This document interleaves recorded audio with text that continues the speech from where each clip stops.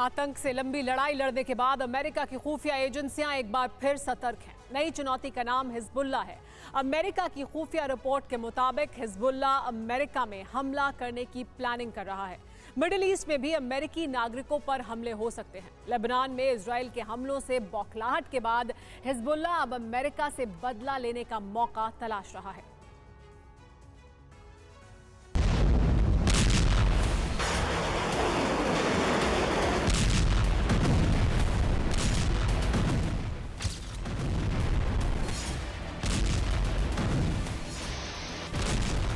Israel की इस बमबारी का बदला तेल अवीव में नहीं बल्कि वॉशिंगटन में धमाके से लिया जा सकता है।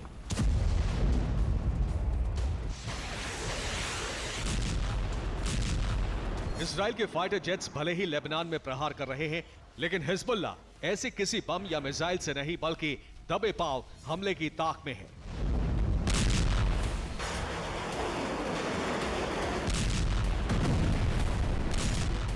हिजबुल्लाह का पूरा प्लान आपको बताएं, उससे पहले ये वीडियो देखिए।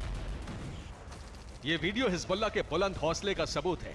इस वीडियो से दावा किया गया है कि हिजबुल्लाह ने इजराइल के कई वॉच टावर को तबाह कर दिया है। इजराइल की सीमा तक तो हिजबुल्लाह के रॉकेट की पहुंच है, लेकिन हिजबुल्लाह अमेरिका पर हमले का प्लान बना रहा है।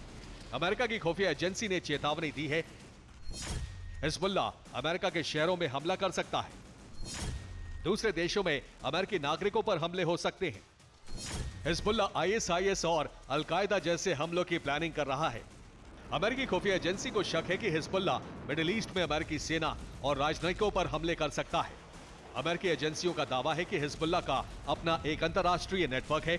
अमेरिका को शक है कि सिर्फ मिडिल ईस्ट में ही नहीं बल्कि हिजबुल्लाह के हमलावर अमेरिका पहुंचकर भी हमले की साजिश को अंजाम दे सकते हैं। लेबनान में लगातार इजराइल के हमलों ने अमेरिका की फिक्र को और बढ़ा दिया है। अमेरिका को लग रहा है कि इजराइल गाजा को तबाह करने के साथ ही अब लेबनान में भी वैसे ही हमले की शुरुआत कर सकता है। मिडिल ईस्ट में युद्ध का दायरा ऐसे ही बढ़ता रहा तो अमेरिका के लिए भारी मुश्किल होने वाली है। वक्त के साथ हिजबुल्लाह कमजोर पड़ने के बजाय और ज्यादा हमले कर रहा है और इजराइल को उकसा रहा है। एक रिपोर्ट के मुताबिक 17 अक्टूबर 2023 से सीरिया और इराक में अमेरिकी ठिकानों पर 127 हमले हो चुके हैं। इराक में 52 हमले हुए हैं, जबकि सीरिया में 75 हमले हो चुके हैं।